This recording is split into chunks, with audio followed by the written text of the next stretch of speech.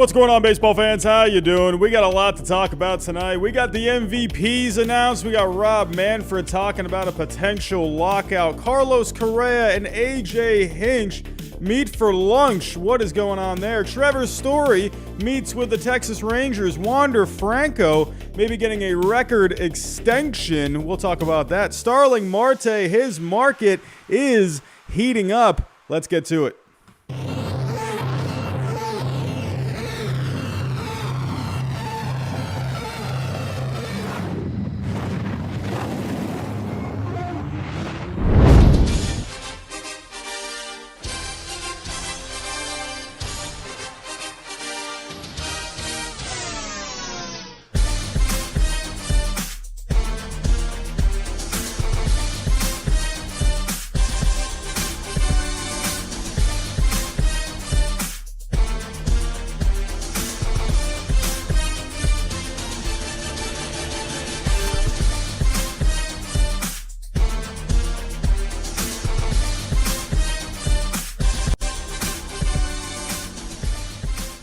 And what is going on, baseball fans? Hello, hello. We got around 40 people in the chat to start things off. What's going on? Bit of a late start tonight.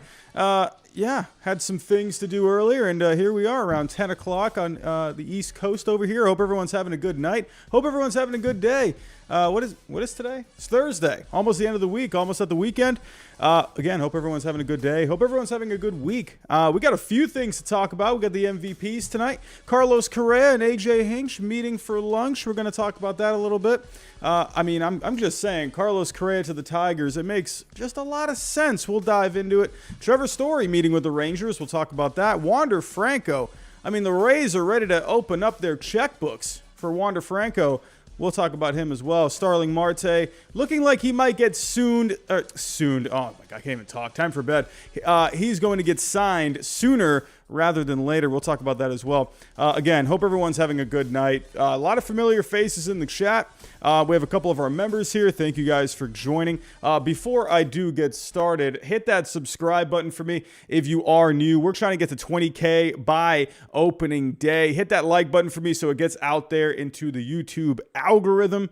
It likes those likes. Hit that bell notification so you get notified of all the streams in the future. I will be having some content coming out. I wanted to get something out today. I got a little setback on it. I got to fix a couple of things in the video, so I'm going to try and work on that tonight and have it out by tomorrow. And hey, share the streams, share any of the content if you can. Also, we have memberships on the channel for just 99 cents a month. You get badges and emojis for the live streams, Q&As for future live shows, access to a private Discord and subreddit. So, everyone, let's just get to it here. So, let's start off with the MVPs. I was waiting to see how this was going to turn out. I was pretty certain about the American League. The National League, though, I was very interested to see what happened there. But we do have our winners, and Shohei Ohtani, Bryce Harper. And I just have to say this. You all know I am not good at predictions, but if you go back to my preseason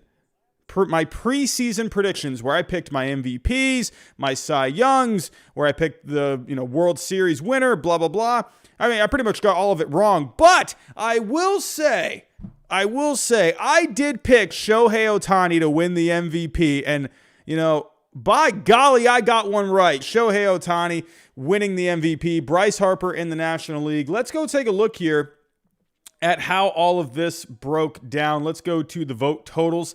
Let's start off with the National League. So, funny enough, Juan Soto finishing in second place. Fernando Tatis Jr., a little surprising if you ask me, finishing in third. I'm not taking anything away from Juan Soto, but Fernando Tatis Jr. had a really good season. Let me actually pull up here the numbers on Fangraphs. Let's go take a look here. So, all three of these guys had a case to win it. I'm a little surprised at Juan Soto finishing in second place there.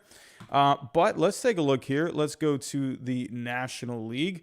And if we take a look here, and, hey, surprisingly enough, I'm going to be honest here. I know he was not a finalist, but Trey Turner, in my opinion, should have been a finalist. I still don't understand why he wasn't. I understand he got traded. I get that. But I don't know. I think he deserved to be in there, considering he had the highest wins above replacement on Fangraphs. I mean, the guy just had an all-around really good season. I digress. I mean, he's not in here. So let's talk about the three guys that were.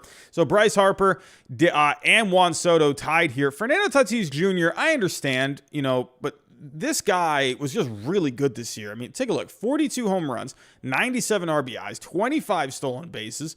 I mean, on-base percentage really good. But I can understand why he finished third, because Juan Soto, when you look at, the batting average, the on-base percentage, just insanely good. He had a 465 on base. I mean, hit 313 as well.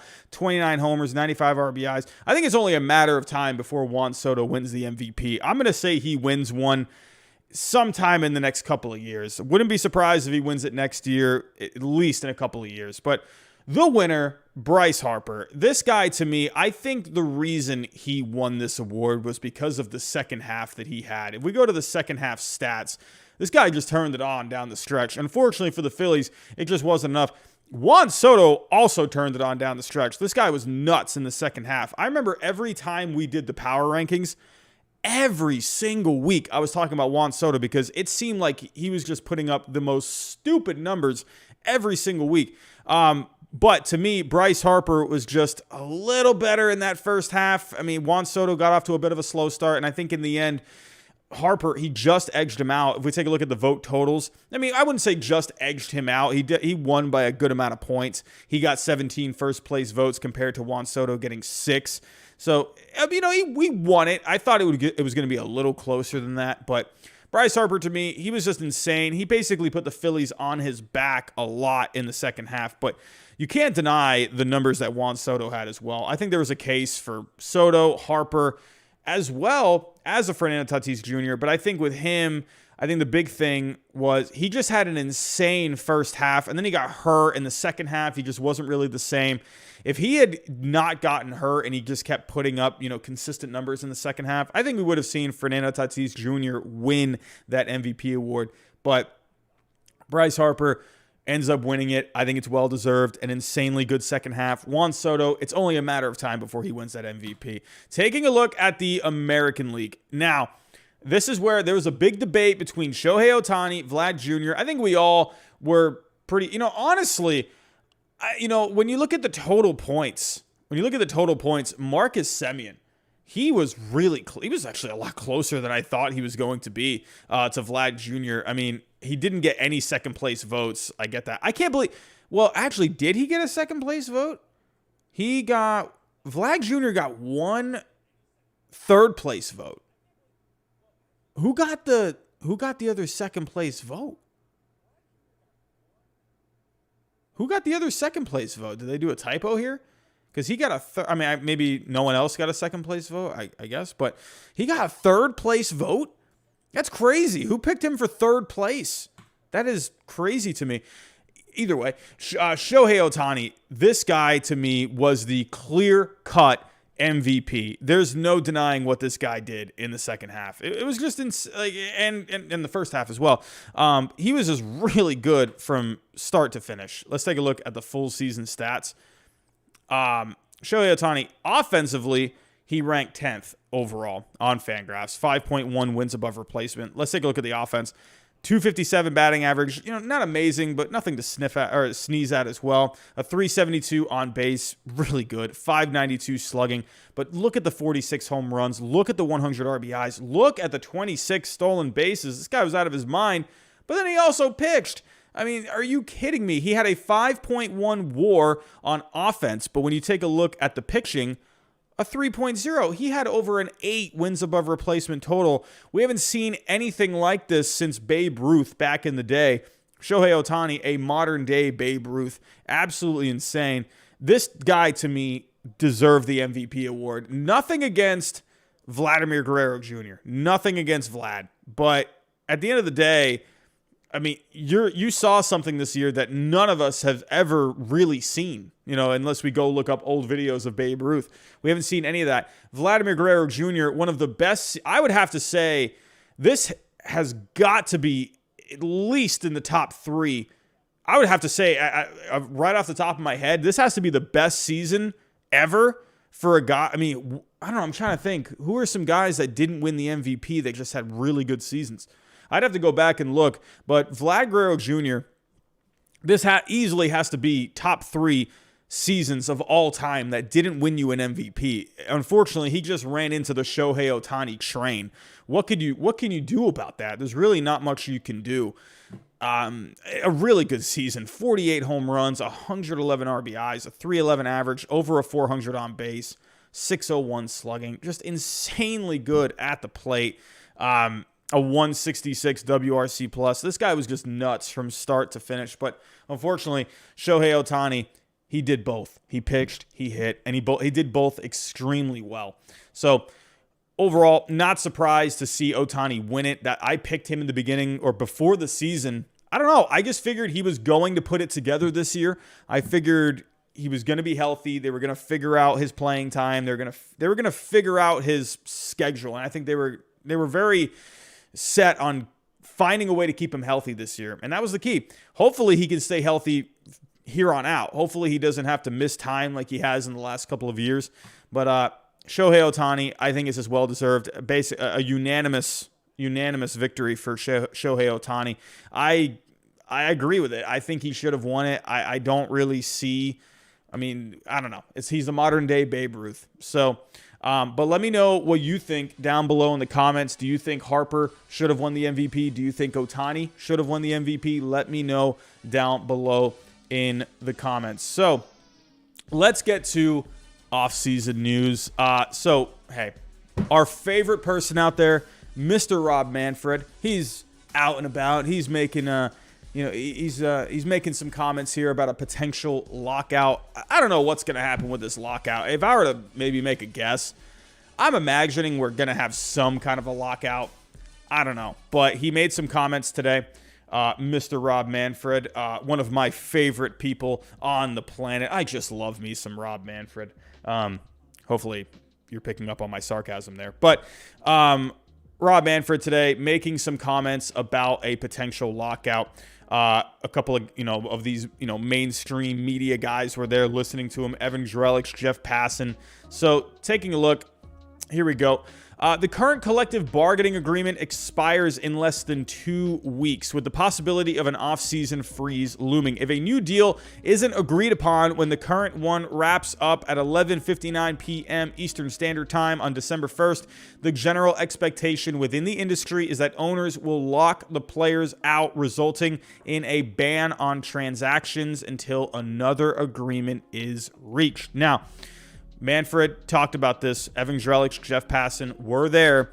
So these are the comments. I mean, this was kind of the one where he says here, if you take a look, I can't believe there's a single fan in the world who doesn't understand that an off-season lockout that moves the process forward is different than a labor dispute that costs games. So he is committed to continuing to offer proposals and suggestions in an effort to get to an agreement before that date, but acknowledge that time is becoming an issue. Now, basically what Rob Manfred is saying here, he is saying that basically a lockout is better than missing games. I see what he's saying. I mean, obviously the guy wants to get a deal done. Everyone wants to get a deal done. But, I just don't understand. I don't know why these comments are even being made. That's just my personal thing. It's just like, you know what? If you're going to say anything, just say that you want to get a deal done. Don't be saying here, sitting here saying, hey, it's okay, if we have a lockout, yeah, of course. I guess if you were to pick one, if you were to pick your poison, you'd rather have a lockout in the offseason than risk losing games. I mean, that's the worst case scenario. You do not want to miss any of the season. That would just be horrible. That would be the worst case scenario. They're going to get a deal done at some point. I don't see this going, through like kind of what we saw last year, with all of the COVID stuff. I don't see that the same thing happening where, you're losing season time. I just don't. I think they're all going to figure it out. I think this could go into January. I could see something like that, but I don't know.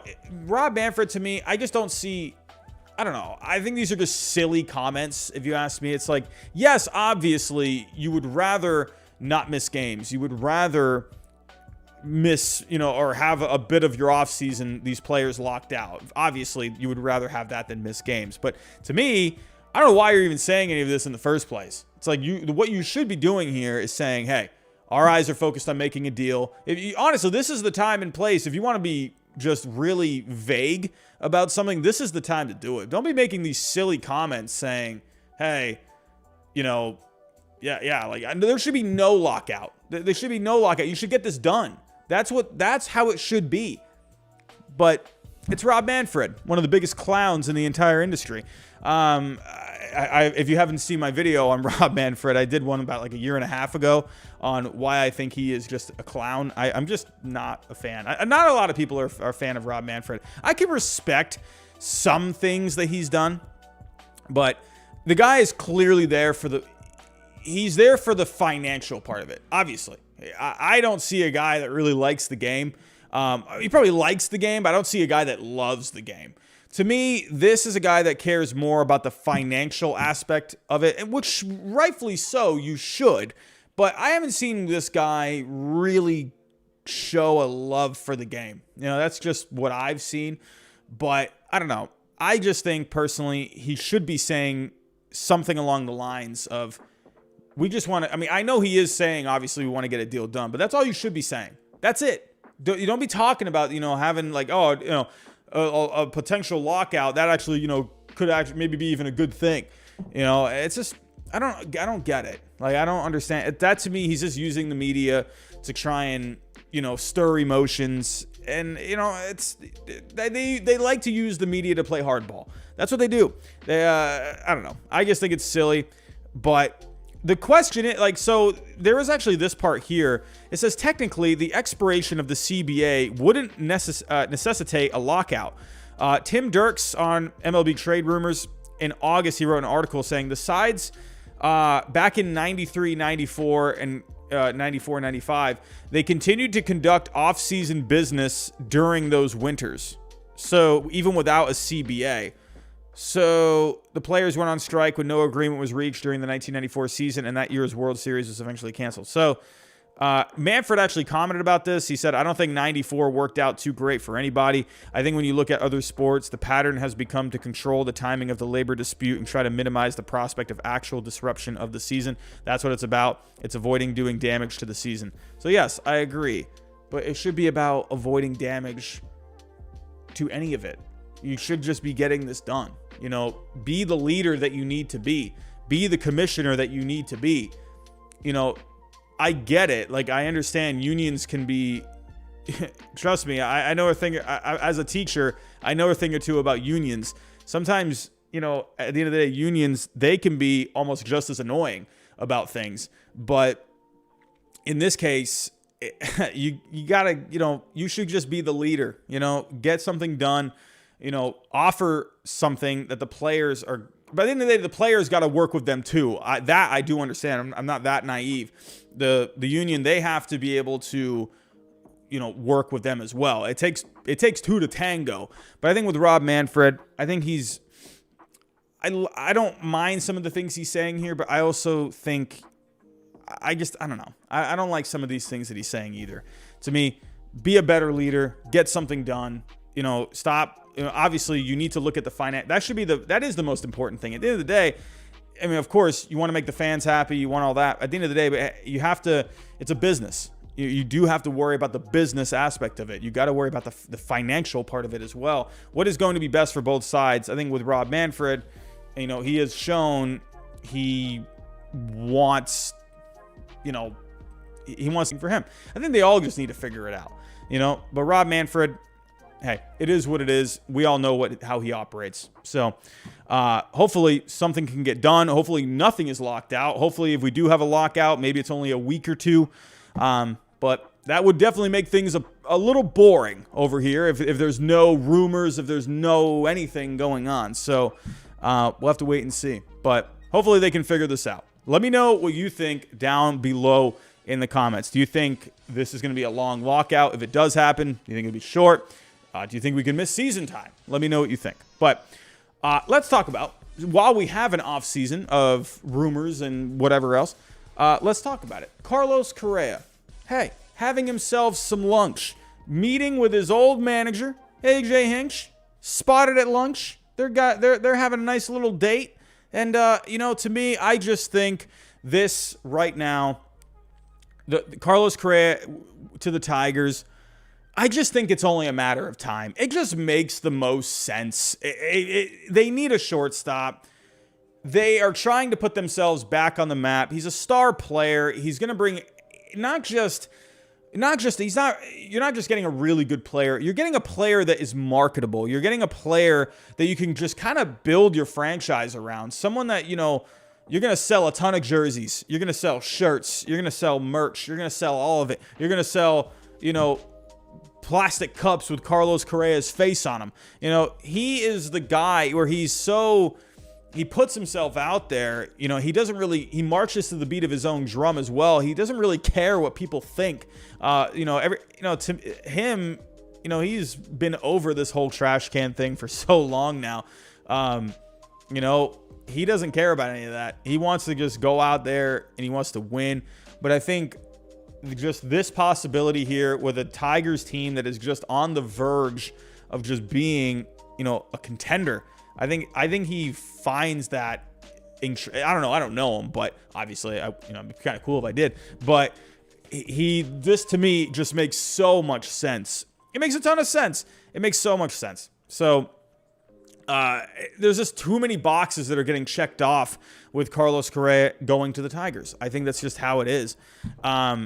But it is intriguing, meeting with Hinch. You never want to, players meet with, organizations, managers, for lunch, dinner, whatever it may be, all the time. Just Noah Syndergaard, he met with the Angels, GM, whatever, a week before he signed with them. So it definitely can mean that, maybe a possible deal is happening. But at the same time, it doesn't always happen. So I'm not saying this is definitely going to happen. I mean, what do I know? But it's a good sign. It is a good sign. I think with him meeting with Hinch, I think he's trying to get an idea of what the organization is looking like. How are they looking competitively? Obviously, these two were together not too long ago. You have that connection. So I think, to me, Carlos Correa, he's just kind of, he's picking his brain a little bit. He's asking, what's going on within this organization? How are these young guys looking? What are you seeing? Are you, be honest with me, are you seeing a competitive team here? I think he's just kind of, he's getting his information. And I think, obviously, AJ Hinch, they're making their pitch because they know Carlos Correa is only going to make their team better. So I think it's only a matter of time. They've already made a couple of really good moves. Tucker Barnhart bringing in for catcher. A solid defensive catcher that you can build around. I think that's a really good guy to have on your team. Eduardo Rodriguez, an anchor for the rotation. And you go out now and go get yourself, a shortstop for the next, 8 years, 10 years, whatever it may be. I think it just makes too much sense. I think it's only a matter of time before, do they get a deal done before this lockout? I think you could. I think you could definitely see it. I mean, you still got, a few weeks, or whatever it was. What was the date? It was, December 1st. Oh, sorry. That's 12 days now? Man, that's close. I could definitely see a deal maybe getting done by then. Or maybe not. Maybe they kind of, maybe they get a deal done, verbally. And then when, everything kind of, smooths out over the CBA, maybe you can announce the deal then. But I think this is going to happen. That's just my opinion. I'd be kind of surprised if it didn't. I'd be really surprised if it didn't happen. So, but let me know. What do you think of this this nice little lunch date between Carlos Correa and AJ Hinch? What do you think? Let me know down below in the comments. Do you think Carlos Correa is going to be a Tiger? Let me know. Moving on to another shortstop. Trevor Story also meeting with a team, the Texas Rangers. This is where I have Trevor Story going. If you have not seen my free agent predictions, go check them out. But Trevor Story meeting with the Rangers. I think this one makes a lot of sense too. Here we go. Here is the story. The Rangers hosted longtime Rockies shortstop and Dallas area native Trevor Story on Tuesday, per Evan Grant of the Dallas Morning News. While virtually every team with money to spend and and a need up the middle is likely to at least kick the tires on Story, the report of an in-person meeting suggests the Rangers may be looking to move early in the scramble for a historic class of high-end shortstops. So I think Story to Texas makes a lot of sense. I think, obviously, I don't like to look at the hometown thing. I look at that as like an icing on the cake kind of a thing. I think at the end of the day, Trevor Story, he wants to win. He wants to go to an organization that is about winning. And I think with the Rangers, they want to start moving in that direction. They want to start building a winning culture. Trevor Story is a winning type of player. I just think he makes a lot of sense for Texas. You're going to bring a really good glove, a good bat. He's hit pretty well in his small sample size at Globe Life Field. And hey, obviously, it doesn't hurt that he is from Dallas. So I think this is, if I were to put like a chance of this happening, my own personal gut feeling, I would say 75% chance. I think it just makes a lot of sense. I don't know. I just like it. When I look at it, it just, I don't know, it makes sense to me. Kind of like, I think Carlos Correa, I think that's more of a sure thing in my opinion. But Trevor Story with the Rangers, I think that he's a kind of a guy that, the Rangers, I don't know, like Trevor Story, he just plays the game hard. He goes out there. He's a no nonsense kind of a guy. He's not going to go out there and get all the attention on him like a Carlos Correa. He's a guy, he loves to play the game. He loves to have fun too. I think with the Rangers, that's a guy you can build around. Just a solid piece to just build your team around. A guy with a winning mentality. I like Trevor Story on the Rangers a lot. I think there's other teams, obviously, that are going to try and jump at him. I could see a team like the Angels maybe making a push. Maybe even a team like the Cubs, possibly. Or the Astros. If the Astros feel like they're not going to be able to bring back Correa, maybe they could go after Trevor Story. I think there's and obviously, Houston. Hey, it's in Texas as well. So don't count out the Astros for a Trevor Story. I think you're going to end up seeing him on one of these West teams. So Rangers, Angels, Astros. I feel like those are the teams. They really could use an upgrade at short. With the Rangers, they have and Isaiah Kiner-Falefa, you can move him over, to third, second, whatever it may be. I think with his offensive approach, kind of fits more of a second baseman kind of a profile.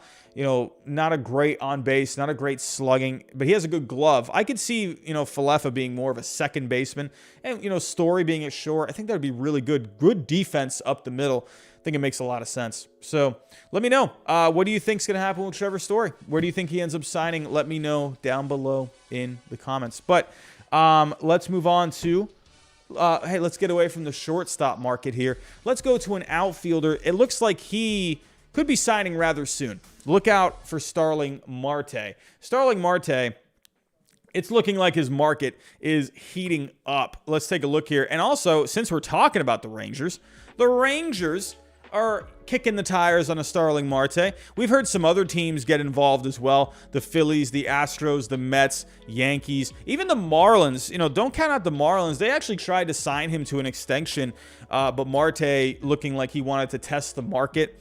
And but the Marlins, they would love to have him back. That bat, that was their best bat last year. They did not have any offense last year. The Marlins, they need offense.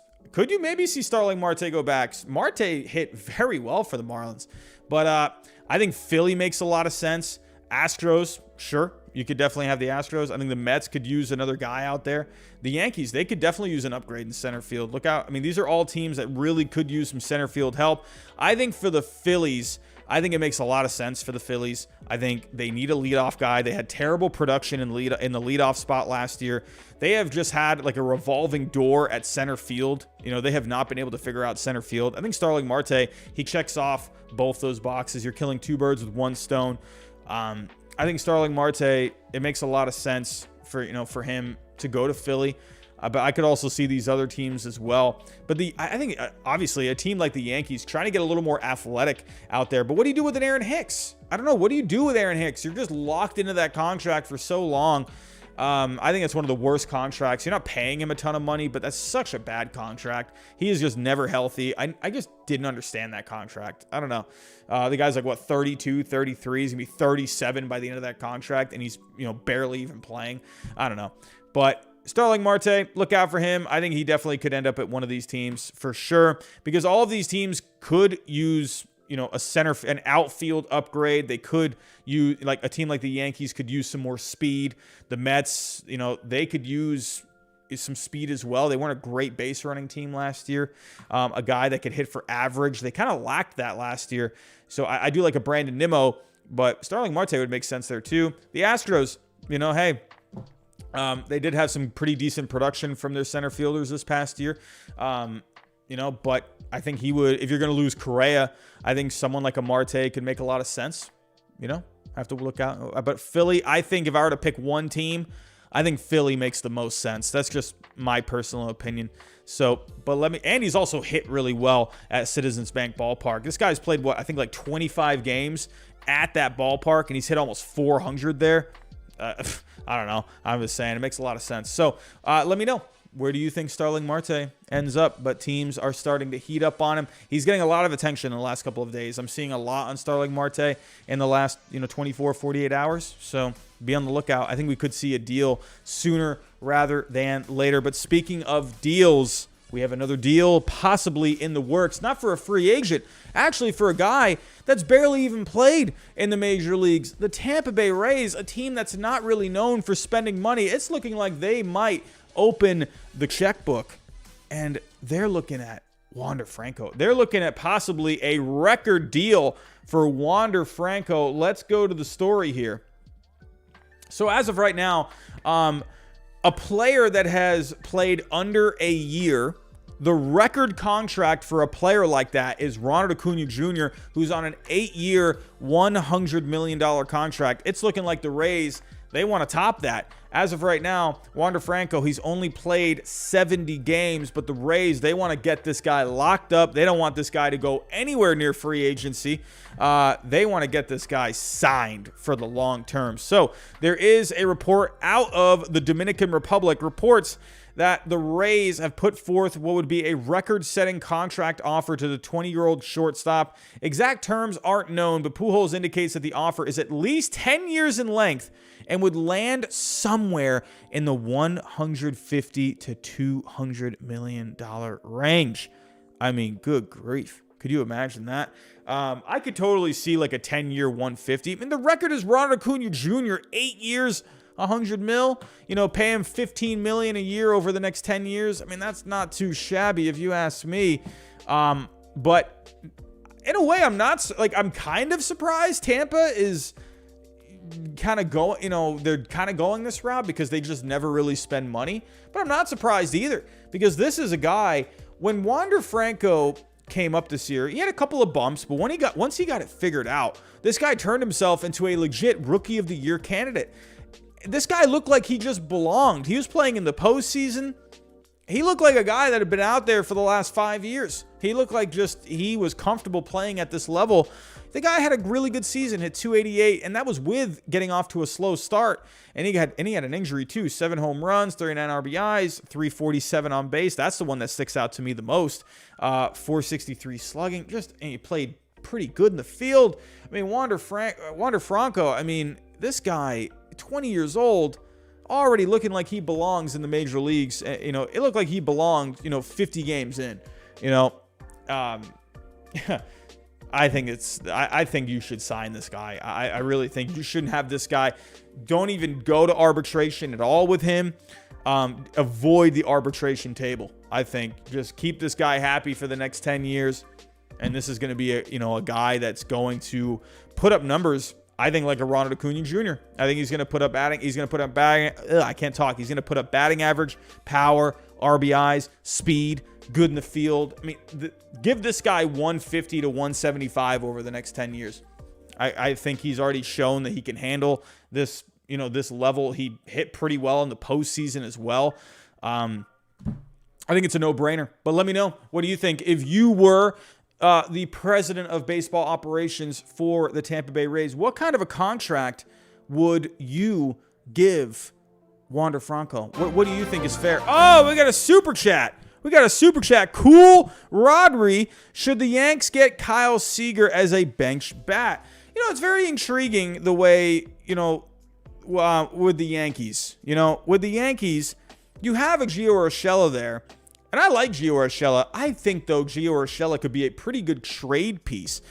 if you trade away Urshela, now I think, in my personal opinion, if it were me, I mean, but also take what I say with a grain of salt. I have a potato for a brain. But if it were me, I'd rather go after the younger Seager. I'd rather go after the Corey Seager. I'd rather have him at third. I wouldn't have Kyle Seager. I think Kyle Seager is still good enough, to get a starting job. The guy had a pretty good season last year. Let's go to Kyle Seager's numbers. Again, thank you for the $1.99 super chat. Really appreciate that. I mean, again, batting average, a little low. On base, a little low. But the guy had 35 home runs. I think you could still see him get a starting job. I don't think he's really a bench bat just yet. He was fine defensively. I still think he can get himself a starting job somewhere. I think for the Yankees, I think what the Yankees need, I think they really need to focus on athleticism. They don't really need power. I don't think you need power for the Yankees. They already got guys that can hit some home runs. I think for Kyle Seager, I still think he's a starting third baseman. I think, I could maybe see Kyle Seager going to a team, like the Blue Jays possibly. You can shuffle some guys around there. You could bring him into the Blue Jays, replace that power that you lost with Marcus Semien, add some home runs that way. But I think for the Yankees, I think you should go after the younger Seager. Go get Corey Seager. I'd rather have him, have him at third base. Have Volpe or Oswald Peraza be your next shortstop. So that's just what I think. Again, thank you for the super chat. Really appreciate that. Everyone, I'm going to get out of here. That's all I got for tonight. I'm going to try and go work on some content. Again, I got kind of behind on the video that I'm working now, or I got a bit of a setback. I got to go in there and I got to go fix a couple of things. But everyone, I want to thank you for coming out to tonight's stream. Monday through Thursday, we're going live anywhere from 8 to 9:30, maybe even 10 sometimes. Bit of a late start. I was working on some stuff earlier. But yeah, everyone, that's all I got. I want to thank you. Again, Monday through Thursday, we're live every night. If anything happens this weekend, I will go live or I'll put a video up or whatever it may be. So, be on the lookout for streams next week, Monday through Thursday, as well as content that I'm going to be posting as well. One more time, if anyone is new, hit that subscribe button for me. We're trying to get to 20K by opening day. Hit that like button for me on the way out. Hit the bell notification. Share the stream as well. And any other content. And that is all I have, everyone. Thank you for coming out. Have a good rest of your night. Have a good day tomorrow. If I don't see you this weekend, have yourself a good weekend. And I'll talk to you next time.